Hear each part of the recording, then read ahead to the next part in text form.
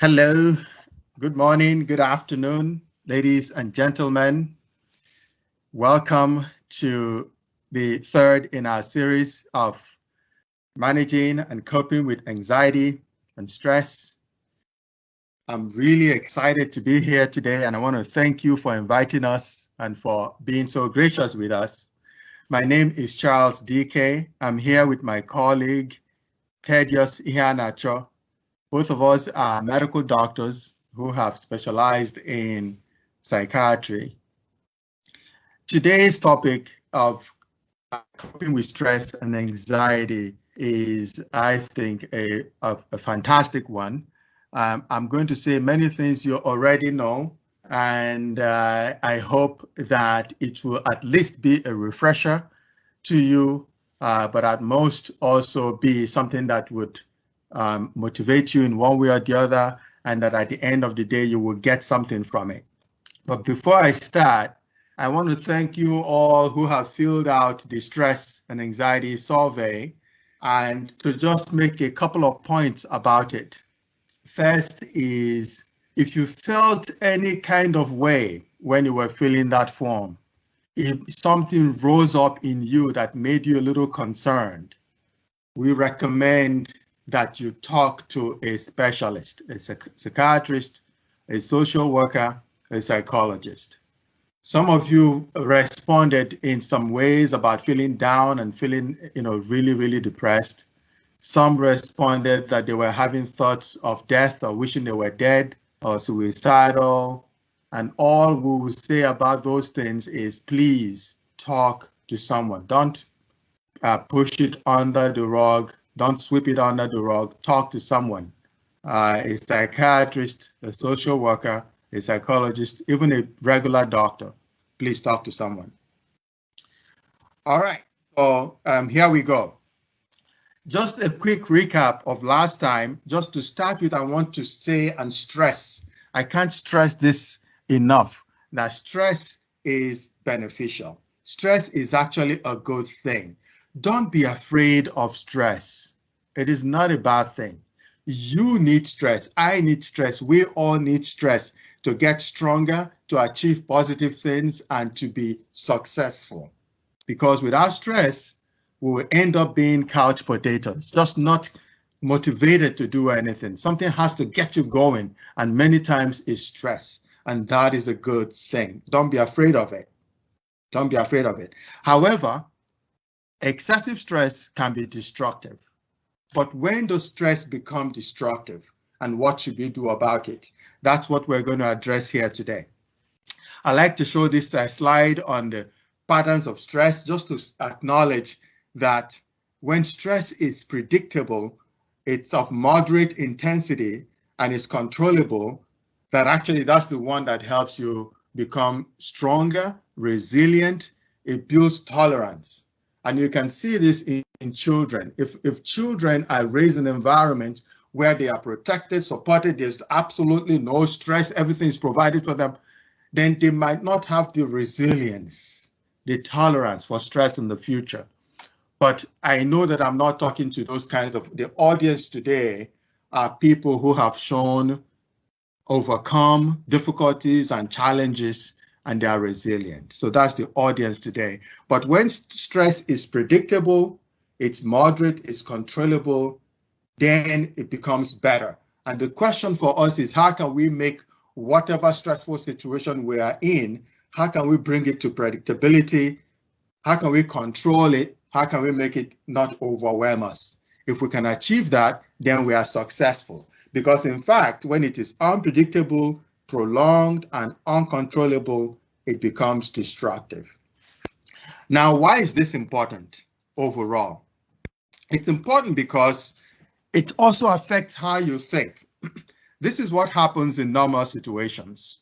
You observe something, it goes to your brain interprets it. Now, what you're observing could be what somebody says to you, it could be what's happening to you, it could be what's going on. It goes to the brain interprets it, processes it, evaluates different options, and then comes up with a plan, and then you act. So this is normal. Everything's going well. This is normal. But here's what happens when you're under stress. Immediately, You observe something, there's a quick interpretation, very quick, and then all these processes where your mind is playing with it, trying to make sense of it, evaluate different options and plan, they're all gone. You go straight from that interpretation to action. So you react, right? Your reaction can be flight, fight, or freeze, but you react. In fact, it is known that under severe anxiety, you actually lose IQ points. Your cerebral cortex that actually manages and processes and plans gets shut down, actually, really, to a point where your ability to think is impaired. And what begins to function is more your hindbrain. So you respond impulsively, quickly, reactively, and it's not good for decision making. I also like this quote by Mike Tyson, which says, everybody has a plan until they get punched in the mouth. And then, like a rat, they stop in fear and freeze. You can understand what this means. You have a plan until you get punched in the face, until some major activity happens, until your worldview is shifted or shaken, until a pandemic happens, until something changes in your plan suddenly, and you react with fear, freeze, you stop, and how you respond matters in those situations. So, extreme stress causes you to actually become dissociated. In other words, it can split you a little bit. It can make you feel, just disconnected from yourself in a way that you can't be fully present as your whole being. When you're under intense stress, that sense of disconnection is the fear, freeze, and flight. You're just not completely present. And I talked about how it short circuits your cortex. So when all things fall apart in the moments of intense stress and the center cannot hold, can we put Humpty Dumpty together again? Or should we try to help ourselves so that things don't fall apart so much that Humpty Dumpty doesn't get broken into pieces? The bottom line is by being mindful, which basically means being aware, being conscious, we might be able to overcome all of this, avoid Humpty Dumpty getting shattered, but even if it does get shattered, to be able to put Humpty Dumpty together again. How do we do that? There's a lot of conversations going on about mindfulness. These are two different special editions of Time magazine solely dedicated to mindfulness. Everyone's talking about it. I figured maybe we should talk a little bit about it as well as part in the context of what we're talking about today. But I really like this slide. This slide was sent to me by my colleague Ted Hianacho, who's here with me today. I like this slide because it shows African children just relaxing, mindfulness, meditating. It's important because I remember when I was in college, in medical school, I did Taekwondo, and part of it included having this type of posture and meditating. And I know some of my colleagues came about and said to me, hey, this is not African. This is an Oriental art, and it's of the devil. It's of this and that. And most of you guys who are Africans really understand and recognize what I'm talking about. They see this as something that is, for the white man, for Chinese and Japanese, and not for us, because there's a devilish connotation to it. But in fact, it is not true. And so that's why I really like this slide that shows that we can do this. We should do this. Being mindful does not have has no boundaries. It's not a racial thing or ethnic thing or anything else. But let's get into it a little bit and see how this might be helpful for us. Now, I'm going to break it down to exactly the basics. We've talked about thoughts, feelings, and actions. Very important. Our thoughts influence our feelings influence our thoughts, and then both of them influence our actions. That comes into play in everything we do. But mindfulness at its basic core is being aware of your feelings and observing your thoughts. So you see both of them, right? You're aware of your feelings and you're observing your thoughts without getting pulled into them. So this is why it was important for us to start with understanding your feelings, understanding your thoughts, because when you're in a situation that is intense or stressful, the ability to just be aware of your feelings and observe your thoughts without getting all pulled in it is really important. It's about learning to sit with unpleasant experiences and unpleasant thoughts and just explore them with acceptance, with interest, with non-judgment, rather than jumping straight into a reaction. So the whole idea is not to be reactive, not to be impulsive, but in fact, actually settle for a minute and come into it, be aware, be present, review what's going on, think about it, feel it, no judgment for a moment. That's essentially the core of mindfulness. And as we go along, you will see how it flows into managing your anxiety, because it forces you to focus on where you are at the present time, not to be so scattered. You know, once you get hit by a stressful situation, there's a tendency for your thoughts to go all over the place, 100 places at once. What's going to happen here? What's going to happen in the future? What's going to happen last night? What's going to happen at home? Your thoughts are everywhere. Mindfulness is bringing you back to the moment. Just stay in the moment. Stay there. Relax there. This is an example. You have an urge to drink or an urge to eat something. Now, where's that urge coming from? Well, maybe you're really anxious and tense. And as a result of the tension and anxiety, you've always relieved your tension and anxiety by drinking or eating.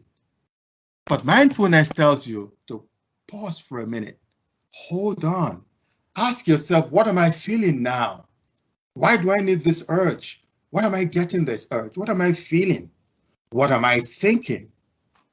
How does it feel to think these thoughts that I'm thinking? And believe it or not, just being able to hold yourself still and go through this exercise has been associated with a dramatic reduction in stressful eating or stressful drinking or other behaviors that are negative when you're under stress. Just being able to exploit has been found in research to be helpful. Let's rush through what I call modern day sources of stress. Busyness, a product of fear and anxiety, according to Washam. Now, I tell you, here in the US, we hold busyness with a badge of honor. You know, I'm busy. It's something we threw around that means you are, active, you're going somewhere, but in fact, it is not supposed to be that way. Ask yourself, are we busier today than our parents were? Most people will say, oh yeah, we are much, much busier today than our parents were. In fact, we are not. What it is, though, is that we are much more distracted. We are distracted by Skype, Facebook, Instagram, WhatsApp, Snapchat. So many things are distracting us that there's absolutely no escape. But in terms of being busy with actual productive work, we're not busier than we were before. And it's not something to be boastful about, being so busy. It's not boastful. Now, multitasking is also something else that people have made into an art, as something that people should aspire to. I can do 3 or 4 different projects all at once. Well, in fact, there's a fallacy there as well, because you have 2 or 3 different projects going on. All of them are in different stages of completion, and you're getting more and more frustrated, more and more stressed out because none of them is complete, yet you have all of them going on at the same time. It leads to stress. What about the 24-hour news cycle? Oh my goodness, gone are the days when the news starts at 4, TV starts at 4 p.m., ends at midnight or 11. It's 24/7. And bad news sells. So you're not going to hear anything positive. There was a day I sat down to listen to the news. In a space of 5-10 minutes, I heard about an earthquake somewhere, a plane crash somewhere, flooding, fire, everything that is negative. That's what you hear. The bad news sells. And so it becomes really stressful because you're imbibing it day in and day out. You begin to see the whole world as dangerous, as stressful.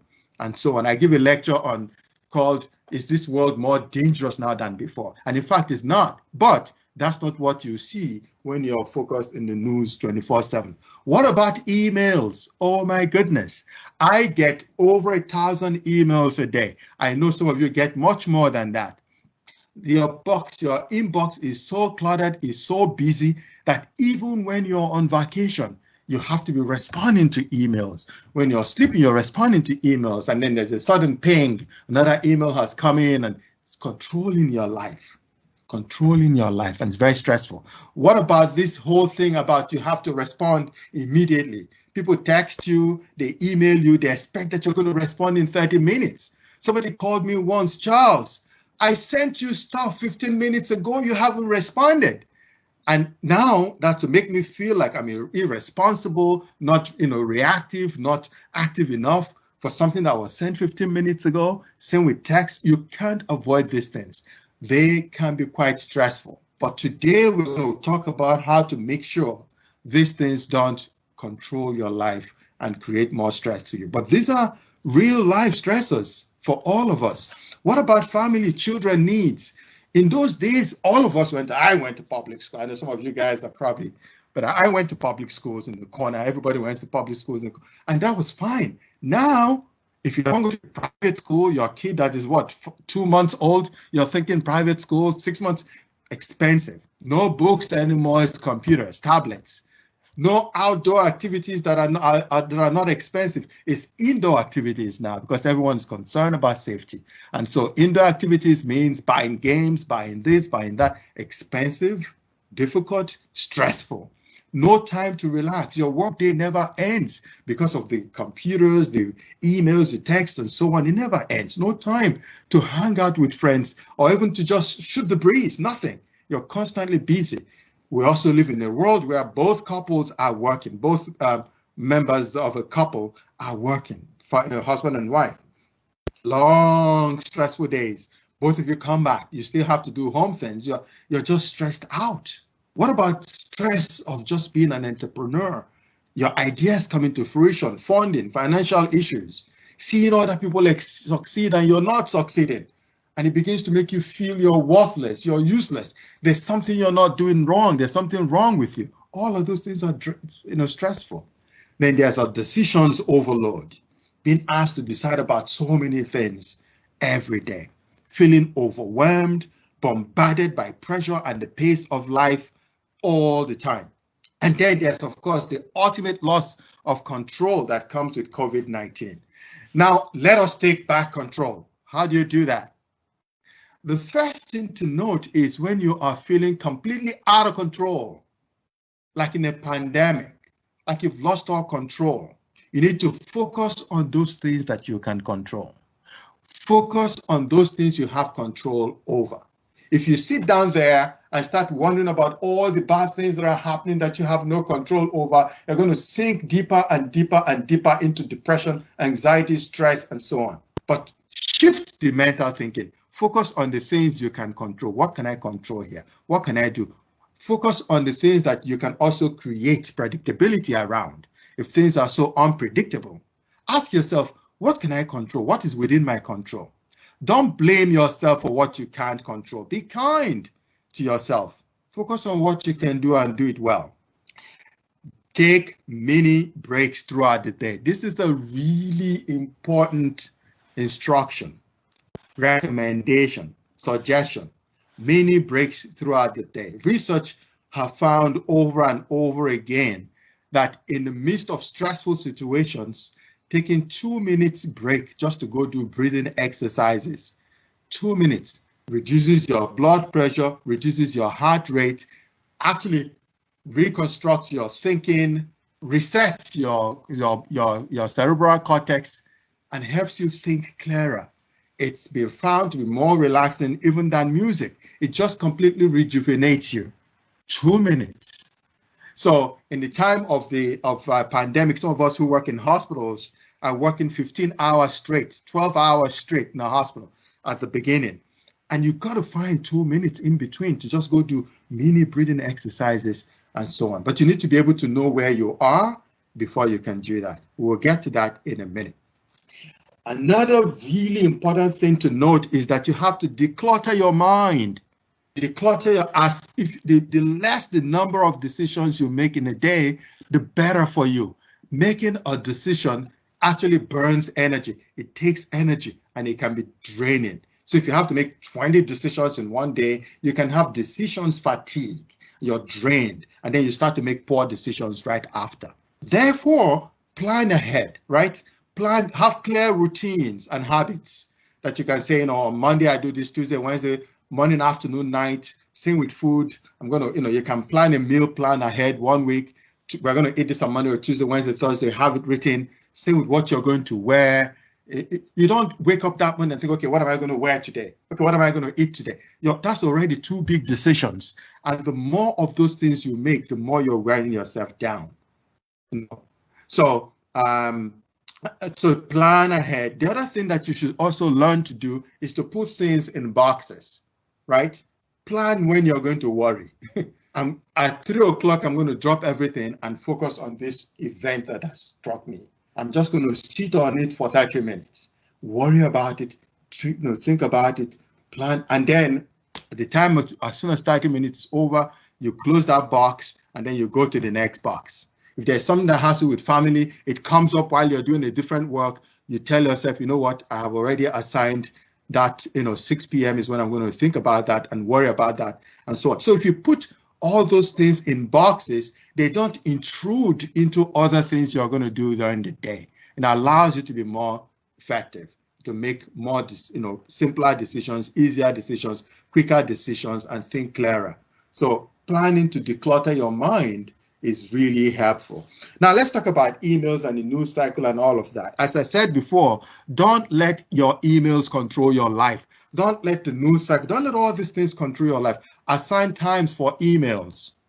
And, we don't have too much time to go into all details, so I just put a quick one here where maybe after every hour or 2 hours or 3 hours, depending on, you can just go and look at your email for 15 minutes, scan through your emails, identify those ones that are coming from important sources, respond to those ones quickly, flag the rest of them for when you have time later in the day, delete the nonsense and move on. By the time you've done this 2 or 3 times during the day, 15 minutes here and there, you've covered and captured everything. Not everything needs to be responsible or where these guys will drain you. I'll give you an example. I work as a forensic psychiatrist. Sometimes I go to do assessments in prison. When you go into a prison to do an assessment, you're locked away for 6 hours or 5 hours or 3 hours, depending on how long you want to spend there. You're not going to have access to your emails. I survived them. But as soon as I come out, I'm thinking, oh my God, what's in my email? And so it takes control. You have to take control of it. What about the news? Control how much you consume. Watching the news these days is worse than just reading it. So I just decided, okay, I'm going to read for 30 minutes or 15 minutes what's going on today, rather than sit down and hear how people are making a big deal about nonsense. So control your intake. How many do you want in a day? When should you not listen to news or read anything? Negative news versus positive experiences. Focus on being able to enjoy the positive experiences around you. Simple things. I'm telling you, they counterbalance the negative things. You've woken up today. You take a second to just acknowledge that you're alive, you're healthy, you're not in the hospital. Your spouse is breathing. Everything's cool, fine. You come out, your car starts. The cool breeze hits you in a hot day, and you just experience that coolness, and you sit on it for 30 seconds. Experience nature. Sit on it for 30 seconds. Look at the architecture around you. Oh my God. All the positive things. You've had a good meal. It was really tasty. Settle on it. Settle on all the positives throughout the day and dwell in it, because they will counterbalance the negatives and keep you, a little bit more grateful. Gratefulness is an antidote to all this negative news. Just be grateful about all of those things. The other thing I want to talk about positive experiences is when you're confronted with an immediate, terrible, difficult, stressful situation and you're drowning in it and you think you're not going to succeed. You think you're not going to survive. You're overwhelmed. Take a moment to stop. And this is why I like reading the Old Testament. The Old Testament is about human behavior. And every single time it starts with this. The people of Israel are confronted by another hugely stressful situation. They think they're going to die. They're wailing, they're crying, and they call upon God. What does God do? Hold on. Remember when you were in Egypt, That was a more terrible situation. I took you out of there. Remember when you thought you're going to drown in that water? I separated it for you. Remember when you were in the desert, you had no food? I gave you food. Hey, listen, remember, you've been through more difficult things in the past and you overcame them. So you're going to overcome again. And you can apply the same thing to you all the time. Take a moment, sit down, go through all the negative, huge, challenges you've overcome in the past, and use that as a motivation to know, you know what, I'm going to be okay. It's going to be fine. This is not worse than what I've had before in my life. Then moving on to distract yourself, right? So rather than watching terrible TV, watch mindless TV like comedy, other things that can give you a lightness of heart, running, games, gardening. Social media, people post all kinds of things on social media. You post it, be ready for all the responses you're going to get, because the responses are mean. People under the guise of anonymity have become beasts. They kind of respond in ways that will make you feel worthless, useless. So don't do it. Don't do it. What about multitasking? Don't do it. Pick one task, complete it, put a timer to it, time yourself, get it done, take a break. Short break, 5 minutes, 2 minutes, relax, take the next task. What about a colleague got promoted and you didn't, and you're there thinking, oh my God, I'm better than them, how terrible. I'm just not going to support them. I'm not going to work hard. I'm going to be passive aggressive. Terrible, wrong. What you need to do is change your thinking. Everyone has their own time. That's their time. It's not your time. In your own time, things will happen. Focus more on being, working on yourself, working harder. Doing good, I'm telling you, when your time comes, are you going to be ready? People are watching you. You might be hired by a different company because of what you're doing. You might be promoted above even the guy who was promoted ahead of you. That's my story, and so on and so forth. So don't focus on other people's successes. Focus on working on your own self instead of saying, oh my God, that makes me look terrible. Rather, what can you do? And as you're working on your own self, your business, you might even decide to open up a different business because you're getting better and better. Now, there are many other things. I can't go into all of them. What about multiple phone calls, distracting apps? There are all kinds of things you can do about that. You can turn off notifications about 2 hours before you go to bed, or 1 hour, switch to do not disturb. You can adjust it so that only certain important numbers come through. Between 7 p.m. and whatever, only your important family members or your boss or whatever can call you and come through. Others won't, and so on and so forth. Therefore, in summary, in a pandemic, what you can do is you do the best you can. Find things you can control, take care of it, do the best you can. It doesn't have to be perfect, but don't let perfection be the enemy of the good. All you perfectionists, it's okay. It's going to be fine. One of my colleagues, in his childhood, he was in a refugee camp for 2 years. He missed 2 years of school in a refugee camp. Today, he's a surgeon. So goodness sakes, we're 4 months of a pandemic. Your kids are not really going to school and all that. Don't worry about it. It's going to be fine. Now, I'm going to leave you guys with this as we proceed toward the end. What do I want to be during a pandemic, COVID-19? I really like this slide. Do you want to be in the fear zone? Do you want to be in the learning zone? Or do you want to be in the growth zone? I'm hoping we're all going to be in the learning zone as we grow. Now, what is the learning zone? I start to give up what I can't control. I stop compulsively consuming what hurts me, like news and all that. I identify my emotions. I become aware of the situations and I think how to act. I evaluate information before spreading false news. I recognize that we're all trying to do our best. That's your learning zone. And hopefully you get to a place where you live in the present and you focus on the future. You live, I thank and appreciate others. I'm happy, I look for ways to adapt to changes. I practice quietude, patience, relationship. I think of others and I see how I can help. So you're moving from where you are, fear zone, to learning zone, to growth zone. That's essentially what we've been talking about today. There are also some helpful apps that you can have for relaxation. I don't know, some of them, Headspace, Calm, all of that. You can Google them. Some of them are quite helpful to help you learn how to relax. Now, as we begin to wind down, relaxation techniques, mindful breathing is basically focusing all your attention on your breathing. So you are caught in this really difficult situation where your mind is flying 1,000 miles a minute, everything is coming at you, but you can just shut all of them out and focus on your breathing. And that will relax you. We're going to do that today. We're going to spend a little bit of time doing a little bit of that. Meditation is about the same. So in the process of trying to relax with deep breathing, you come up with a word, a relaxing word, whether it's peace, calm, happy, whatever, or a phrase, the Lord is my shepherd, and you repeat it over and over and over in your head. You dwell in it. You let it seep through you, take hold of you while you are either walking, sitting down, deep breathing. That's meditation. Body scan is when, again, these are all different techniques of relaxation. Today, we're going to do maybe the breathing meditation and a little bit of body scan in 2 minutes, thereabout. Now, putting everything together, all what we've done so far in trying to help you learn how to manage yourself boils down to this. First, you need to, throughout the day, check your emotional temperature. Where are you, right? Do a checkup from neck up. Where are you in your emotions? Understand it throughout the day. Then pay attention to what you're thinking.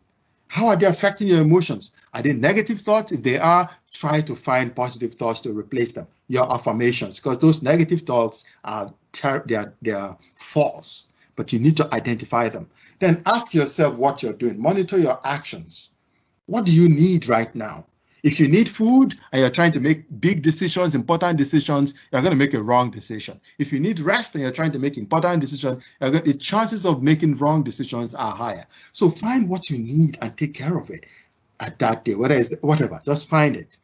Now, the last thing is to ward off or tamp down stress through short-term relaxation techniques throughout the day. I talked about 2 minutes throughout the day. And so let's do this together. I'd like all of us to do this together. We're going to do deep breathing exercises for about a minute or two. You guys already know many of this, so we're going to do it together. I ask you to sit down quietly, comfortably, find a place where you're comfortable, and just, it doesn't matter how you sit, just be comfortable in it. And now, begin to slow down your breathing and deepen your breathing. Take deep, slower, smoother breaths in and out. Deep, slow breaths in and out. In and out. Deep, in, hold it, out. Now put one hand on your chest and another hand on your abdomen, your tummy. As you take a deep breath in, the hand should rise up, above your chest and out. Deep, slow breath into the top and then let go. Again, in and let go. Now imagine you have a balloon in your abdomen. As you take a deep breath in, imagine the balloon inflates, just like your lungs. As you take a deep breath out, imagine the balloon deflates. In, hold, exhale. In, inflate the balloon. In, deflate. Notice the experience you have in your body as you slow down your breath in and out. Just notice the experience as you're slowing down your breath.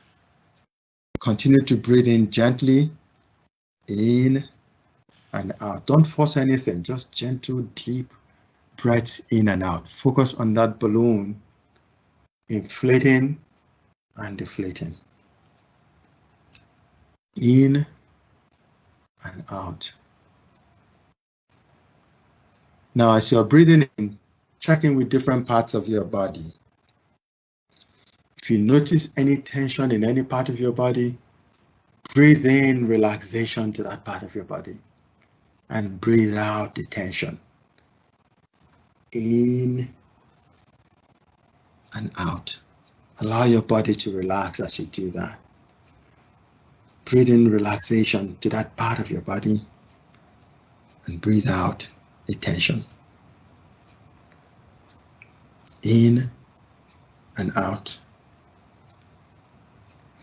Now we're going to breathe in and out to a count of 4. Inhale, 2, 3, 4. Hold, 2, 3, 4. Exhale, 2, 3, 4. Inhale, 2, 3, 4. Hold, 2, 3, 4. Exhale, 2, 3, 4. Hold, 2, 3, 4. Inhale one last time, 2, 3, 4. Hold, 2, 3, 4. Exhale, 2, 3, 4. Hold, 2, 3, 4. Imagine you're breathing in into your toes, your legs, your chest, your head. Hold and exhale all the way down. Notice what it feels like when you breathe fully and deeply. Now I'm going to invite you to think of a word or a phrase that you need today, something that you need. Bring life into your life. You need for your heart, for your soul, for your body, for your spirit. Think of that word or that phrase. As you take a deep breath in, just say the word to yourself or the phrase in and out. Let the word take root in you. So continue to breathe in deeply, in and out. In and out. Allow yourself to gently come out of your breathing now. Come into yourself gently. Notice the room that you're sitting in. Wiggle your toes. Stretch your neck from side to side. When you're ready, open your eyes. Now, this was rushed, but this requires practice. Every single thing we've been talking about requires practice. Whether it's to check your emotions or your thinking, practicing your breathing requires a lot of practice. You'll get distracted when you start. Your mind wanders off. Don't worry about it. Bring it back in. Things wander off, bring it back in. With time, you're going to get better and better at being able to relax with these breathing exercises. But I just wanted to just show you a little example of something that you can practice. And then I know that the time is well gone, but I wanted to just leave you with this. It says, in every moment, I choose to be present. That is to be aware, to be present. No matter how bad it is, just be present to observe and think and sit in it for a little bit. But I also like this quotation from Psalms, which says, be still and know that I'm God. This is not a religious talk. I want you guys to understand that. As I'm quoting this text, I also quote literature, I quote this and that, but you pick things from where you can get them that will help you. Be still and know that nature is in control, if you want to say that. Be still and know that your ancestors are watching over you, if that's what you want to say. Be still, whatever it is. Don't make rash decisions. Don't be reactive. Don't be knee-jerk in your response. Be still. Take a moment.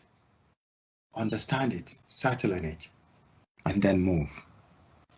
So that ends the talk today. Let me see how many of the questions we can address. I want to reassure you that if we don't get to all of the questions today, we will definitely get to them by responding by email and so on and so forth. First is, sorry, before I go, I don't know, Ted, did you want to make a quick comment? No, this was great. Thank you. Okay. My mother is severely depressed. resources within mindfulness can I use to help her or to help as she refuses to be seen by any specialist? She's open to only me. Well, this is a very difficult one because if you're saying someone is severely depressed, so therapeutic measures are helpful for mild depression. And they're also helpful for moderate and severe depression. But there's a level of depression you get to that you really need professional help and you need medications, because if you don't have medications, you can't actually access the techniques you need for therapy, whether it's mindfulness or cognitive behavioral therapy. You can't access it if you're severely depressed. You need medicine to kick you off a little bit so that you can get into the system where you can actually think clearly and respond clearly, because severe depression clouds your judgment. So I would say the first thing to do is, obviously, you can try some of these techniques, that we've been talking about and having her try them, but depending on the level of severity, they might need professional help. How does one manage this new order of work that is working remotely from home?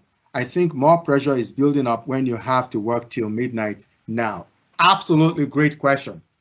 The biggest thing to do is structure your day. In regular work outside of your home, your day is already structured, right? You come to work at 9, there are meetings that you attend, there are this you do. There are all kinds of structures already set in place for you at work. You have to create a structure at home. You have to create a structure at home. And put time to things. Put time. You don't have to work round the clock. You might decide, on the other hand, that at 3 o'clock, you're going to do something else so that you can work at 6 or at 7. But the most important thing is to put structure and put time to things. If you don't, you're going to drown in it. You're going to have a formless day where you're working throughout the whole day. You have to put structure and time to things. Time to teach the children who are home. Time to do this particular work, time to do that, time to relax. You have to structure all of it and then say to yourself, my workday ends at this time, period, as it normally would end, and just work toward it so that you don't get burnt out. I have 3 children. I am mother, nanny, teacher, wife, cleaner, cook all at the same time, and it is driving me crazy. What advice do you have for me? Exactly the same thing. Put a structure to it. Don't worry so much about the children. As my colleague Ted was saying last week, don't worry about how far they're doing this or not doing well or whatever. Just put a structure and do the best you can. Put a structure. Don't kill yourself when you don't have control, right? Put a structure and do the best you can to it. The same with your teaching, with your cooking. You don't have, today you might not eat the best meal or the best. That's fine. Be happy with how much you can do on a particular day. What do you do in a system where your boss expects you to? Ted, yes, please. Yeah, I just want to, this issue of a mother, the children, the wife, and the teacher and the nanny. I mean, this is a really fundamental question. I guess what we don't know is, does this person have a spouse who lives in the house? Who else is there to help? And this is one time where we should really look out for people that can help us manage the house and ask for that help and not be hesitant about it, because nobody can do it all alone. But that's just, ask for help if you can, if you need it. Actually, Ted, I really like that. I like the ask for help. And it's the same thing, and not just with working at home. It's the same thing with your business. It's the same thing with when you're stressed. Try and see if there's somebody who can help as well. What do you do in a system where your boss expects you to multitask? She gives you dozens of assignments and expects you to deliver within the shortest time frame available, whereas some are communicated impromptu. How can I manage this? Well, it doesn't matter if they give you 50 tasks, you can only complete one at a time. So you have to be very strategic and tactical in how you approach this. If they give you an impromptu task and then that's what they want you to accomplish now, then that's what you put other things aside and deal with one at a time. Now, some bosses are unreasonable they expect you to accomplish all of them at the same day. You can't. You can also be strategic in knowing which ones you can accomplish quickly, and you accomplish those ones quickly so that at least you're breaking it down. Or which is the most important. Again, understanding the most important is probably the best thing. Take care of them and then move on to the next and the next. But if there are quick ones you can accomplish that gives you a sense of confidence, and I've already done 3 or 4 out of 10, even though they are, if those 3 were quickly done, then focus on them. But you can't do everything at the same time. You just can't. I believe impulsive is an actual trait, and some are more impulsive than others. How does one who is impulsive by nature imbibe mindfulness? And please correct me if I'm wrong about the traits occurrence. Yes, I agree. We all have different traits that we were born with, but you also can learn habits. You can learn new habits. You can learn things that will slow you down. Once you know yourself, you know situations that you can react, you're likely to react a certain way than other ways, and you plan ahead. Being mindful is actually the most important thing. Being aware of what you might do, being aware of how it might come out. And once you're impulsive, if you miss the boat and you do it, being able to go back and say, listen, I'm sorry, I shouldn't have done it that way. I wasn't thinking. And just being able to come back and fix it when you've made a mistake is equally as important as you're learning how to manage your situation. Don't just be mindful, stay in it. But we all have traits you can learn. It comes with practice. Again, all of what we're saying, you're going to have to practice over and over and over again. Don't give up, just keep practicing. You will get better with time. Is being ambitious linked to anxiety? Well, wanting to succeed also in anything is linked to anxiety, but it should be normal stress. Anxiety is good for you, right? So it's nice to be anxious about wanting to do well, because it helps you do the work you need to do in order to be successful. So of course it is.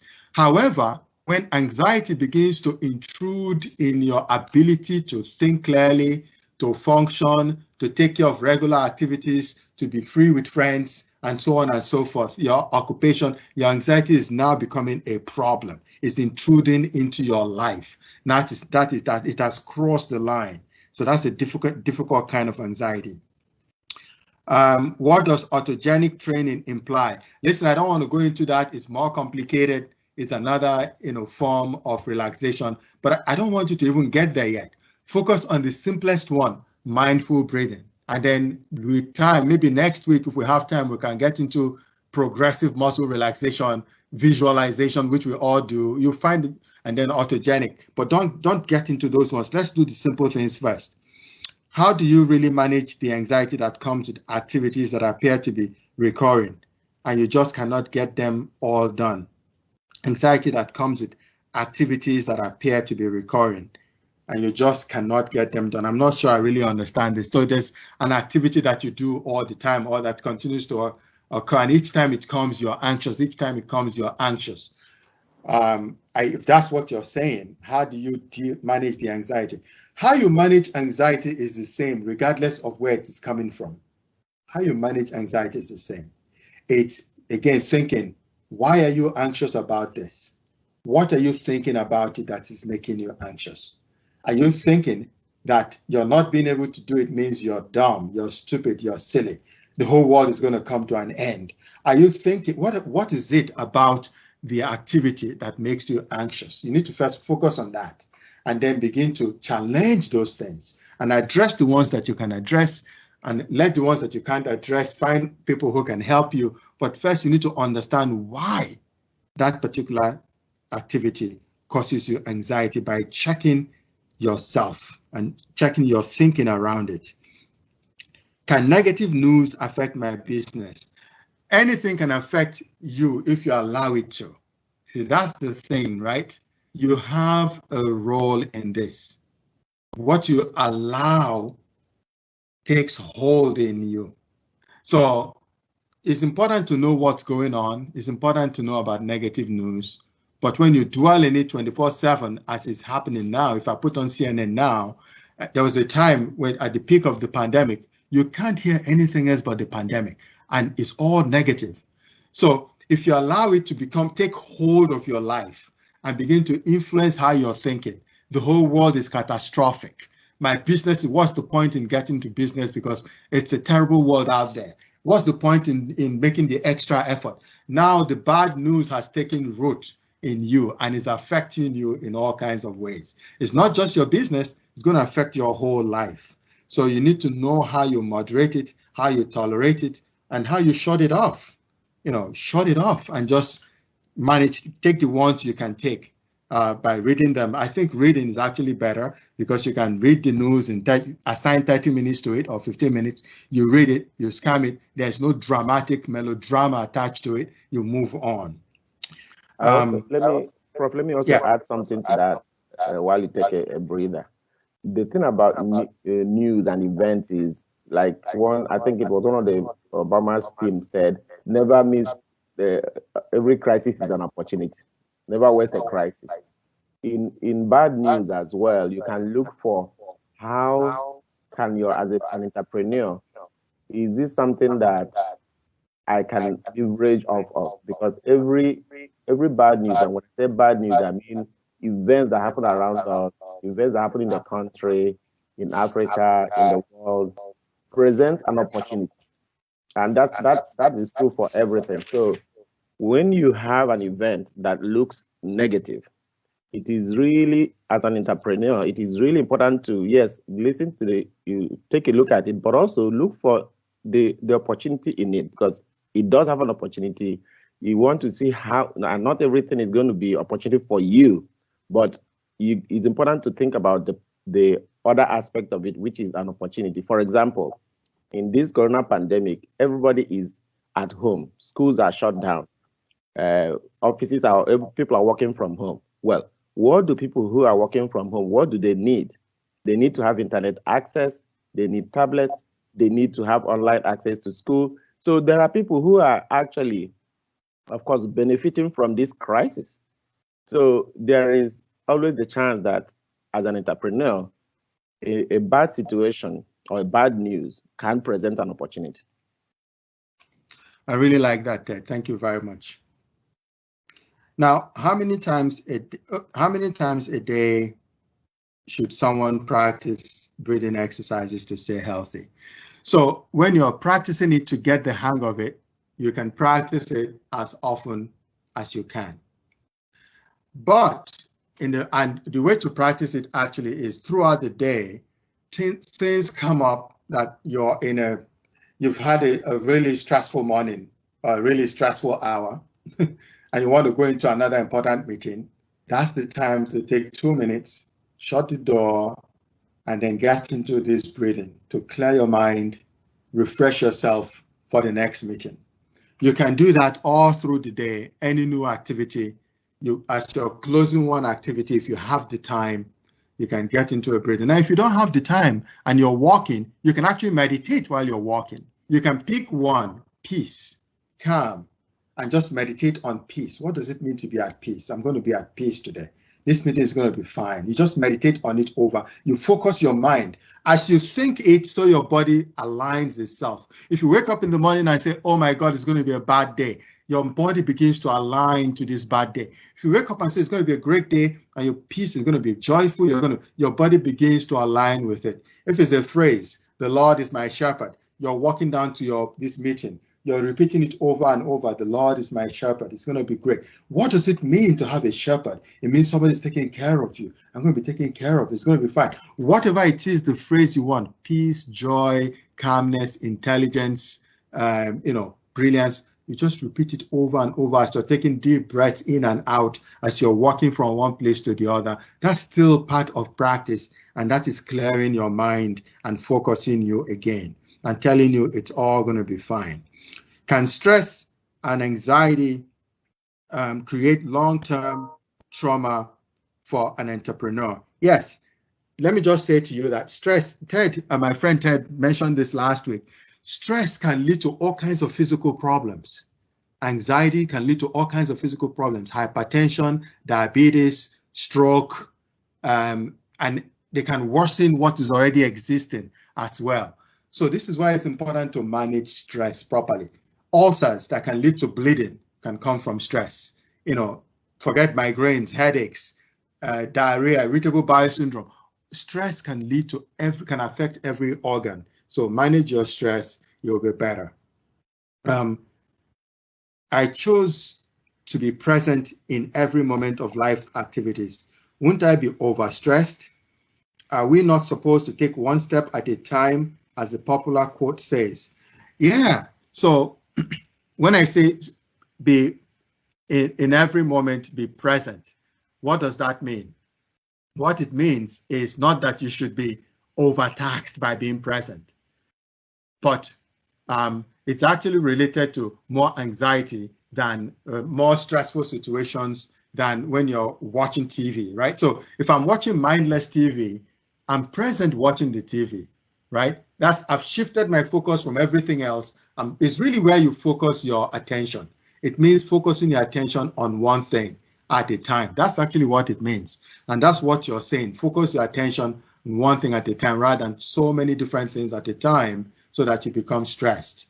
So I hope you understand that it's not all activities all at once, but whichever activity you're doing, be present. If you're there with your children, be present with them. Don't be so distracted by so many other things that you're not there. If you're watching TV, be present with TV. If you're doing work, be present with work, and assign time for other activities. When that time comes, you get into those activities and you focus and you're present in that activity.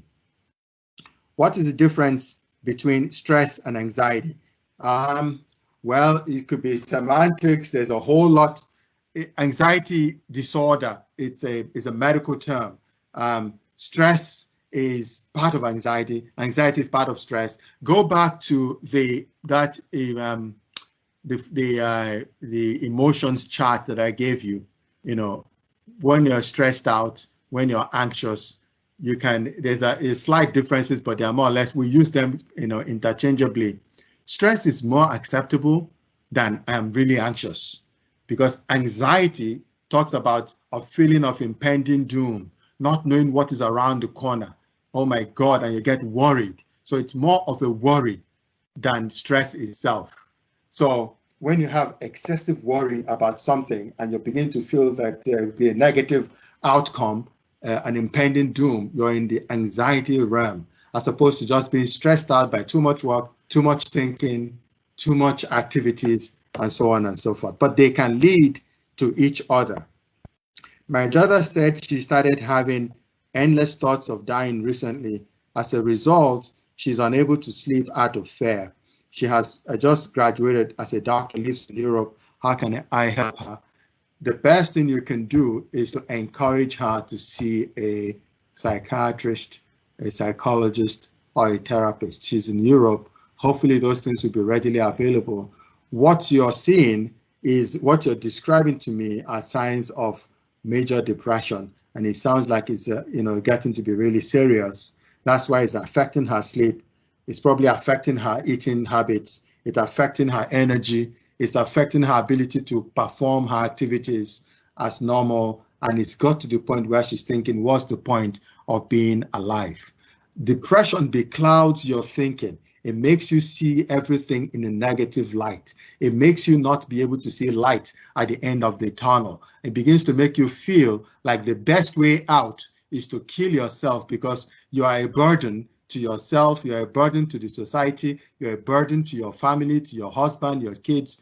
That's what depression does. It beclouds your mind and presents everything in a doom and gloom and negative. And so you need treatment. She might need medications and therapy to help her lift her out of it and begin to see light at the end of the tunnel again. So that's the best recommendation, is for her to see a therapist or a psychiatrist or a social worker. Again, I just want to, there's a lot was packed into this. We could have easily spent 30 minutes on each of those topics, to be honest. But I hope that this was an opportunity for you guys to remember what you already know, learn new things, and be motivated to practice them. Practice them, because that's the only time you're going to become good at these things. I'm still practicing them till today, even though I've been doing it for many years. And I want to thank you for your attention. I want to thank you really for the questions, your participation. And I want to say that I wish you all the best and have a fantastic day and a fantastic week. Bye for now. Oh, by the way, if you have any other questions related to this class, as I said before, please send them through inquiries at TonyElumeluFoundation.org. Inquiries at TonyElumeluFoundation.org. And we will be sure to respond to them. And thank you again. Bye-bye.